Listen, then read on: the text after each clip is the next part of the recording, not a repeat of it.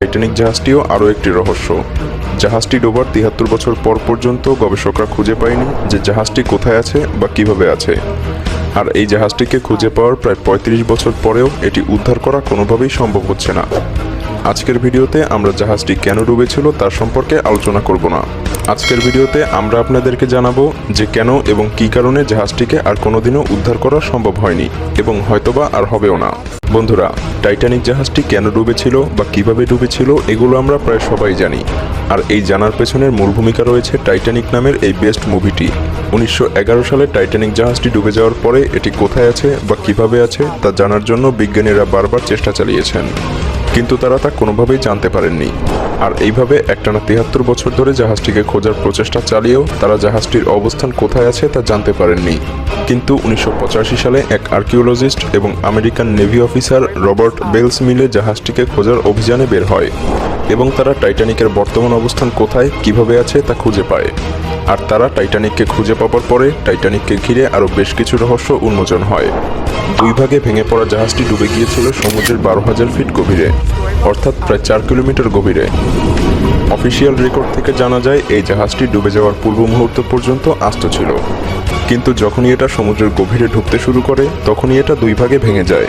কিন্তু সেটা কী কারণে? টাইটানিক দ্য নিউ এভিডেন্সের তথ্য অনুসারে বলা হয় যে টাইটানিক আইসবার্গের সাথে ধাক্কা লেগে ডোবেনি, বরং এটা ডুবেছিল জাহাজের মধ্যে আগুন লাগার ফলে। বন্ধুরা, গবেষকরা যখন জাহাজটিকে খুঁজে পায় তখন এই জাহাজের ধ্বংসাবশেষের মধ্যে অনেক কিছুই দেখতে পায় যা তখনও প্রায় অক্ষত ছিল।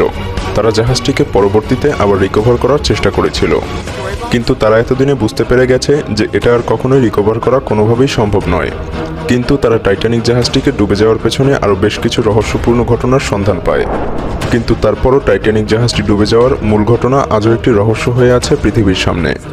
বর্তমান তথ্য প্রযুক্তির যুগেও বহুবার চেষ্টা চালিয়ে জাহাজটিকে উদ্ধার করা সম্ভব হয়নি, আর তাই জাহাজটি আজও সমুদ্রের অতল গহ্বরেই ডুবে আছে। বন্ধুরা, জাহাজটি সমুদ্রের তলদেশে ডুবে যায় প্রায় দুই ভাগে বিভক্ত হয়ে, আর তাই এটি অন্যান্য জাহাজকে যেভাবে সমুদ্রের গভীর থেকে টেনে তোলা হয় সেভাবে তোলা সম্ভব হয়নি। চায়ের মধ্যে দীর্ঘক্ষণ ডুবিয়ে রাখা বিস্কুটকে তোলার সময় যেমনটি হয়, ঠিক এই জাহাজটিকেও তুলতে গেলে এমন পরিস্থিতির সম্মুখীনই হতে হবে। কিন্তু তারপরেও বিভিন্ন অত্যাধুনিক প্রযুক্তির সাবমেরিন এবং ম্যাগনেটিক সিস্টেমের মাধ্যমে হয়তোবা জাহাজটিকে উদ্ধার করা সম্ভব, কিন্তু এতেও বেশ কিছু সমস্যার সম্মুখীন হতে হবে। এর মধ্যে প্রথমটি হলো টাইটানিকের ওজন, কারণ এই টাইটানিকের ওজন ১.৪৩ লক্ষ টন, যা অনেক বেশি। এবং তারপরে রয়েছে পানির চাপ, যা জাহাজটির ওজন আরও বহুগুণে বাড়িয়ে তোলে। টাইটানিক জাহাজ বর্তমান সমুদ্রের যে গভীরতায় আছে সেখানে পানির চাপ অনেক বেশি। এত গভীরতা থেকে মাত্র ১ স্কোয়ার বর্গফিটের কোনো জিনিসকে তুলতে হলেও ৩৯২ কিলোমিটারের ফোর্সের প্রয়োজন পড়বে। কিন্তু বিজ্ঞানীরা আজ পর্যন্ত এত পাওয়ারফুল ম্যাগনেট বা সাবমেরিন তৈরি করতে পারেনি যে এভাবে টাইটানিক জাহাজকে এত গভীর থেকে উপরে তুলে আনবে। ২১ শতাব্দীর শুরুতে এই জাহাজটিকে উদ্ধার করার কোনো প্ল্যান গবেষকদের কাছে ছিল না, আর তাই তারা কিছু হাস্যকর পদ্ধতিতে জাহাজটিকে উদ্ধার করার পরিকল্পনা করতে থাকে। তার মধ্যে একটি হলো পিং পং বলের মাধ্যমে টাইটানিক জাহাজটিকে উদ্ধার করার পরিকল্পনা চালায়। আপনি ঠিকই শুনছেন, পিং পং বলের মাধ্যমেই।